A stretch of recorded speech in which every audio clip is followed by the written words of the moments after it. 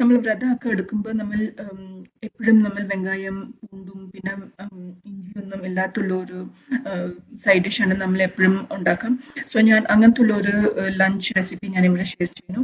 ആദ്യം വെജിറ്റബിൾസ് ഒക്കെ ഞാനിവിടെ എടുത്തിരിക്കുന്ന പൊട്ടാറ്റോവും സ്വീറ്റ് പൊട്ടാറ്റോവും പിന്നെ ടൊമാറ്റോ ഒന്ന് വേണമെങ്കിൽ നമുക്ക് കപ്പ ഇടാം, പിന്നെ അരബി ഇടാം, പിന്നെ കൂർക്ക ഇടാം, പിന്നെ അങ്ങനത്തെ എന്തെങ്കിലും ക്യാരറ്റ് ഇടാം. സോ അതൊക്കെ 1 ടൊമാറ്റോ പിന്നെ കുറച്ച് മഞ്ഞപ്പൊടിയും മുളക് പൊടിയും ഇട്ടിട്ട് ഉപ്പും ഇട്ടിട്ട് ബോയിൽ ചെയ്തിട്ട് കുറച്ച് ഇങ്ങനെ നന്നായിട്ട് ലൈറ്റ് ആയിട്ടൊന്ന് സ്മാഷ് ചെയ്ത് കൊടുക്കാം. പിന്നെ ഒരു ചീൻചട്ടി എടുക്കുക, വെളിച്ചെണ്ണ ഇടാം, പിന്നെ അതിൽ വെറും കടുക് മാത്രം ഇടും. നമ്മൾ വ്രതമൊക്കെ എടുക്കുമ്പോൾ നമ്മൾ ജീരകമൊന്നും യൂസ് ചെയ്യാറില്ല. അപ്പൊ കടുക് ഇടുക, പിന്നെ കറി ലീഫ് ഇടുക, പിന്നെ 2 പച്ചമുളക് കീറി ഇടാം. പച്ചമുളക് നന്നായിട്ട് വറുക്കട്ടെ, ബിക്കോസ് സ്പൈസസ് പറഞ്ഞാൽ അതിൻ്റെ ഉള്ള ടേസ്റ്റ് മാത്രമേ ഉണ്ടാവുള്ളൂ. പിന്നെ ഈ കുക്കറത്തെ ഈ വെജിറ്റബിൾസ് നന്നായിട്ട് സ്മാഷ് ചെയ്തിട്ട് അതിലിട്ടിട്ട് ആവശ്യത്തിന് കുറച്ച് വെള്ളം ഇട്ടിട്ട് നന്നായിട്ട് അതൊന്ന് ബോയിൽ ആവട്ടെ. സോ പിന്നെ അവസാനം കുറച്ച് വെളിച്ചെണ്ണ അങ്ങോട്ട് മേലെ ഇടാം.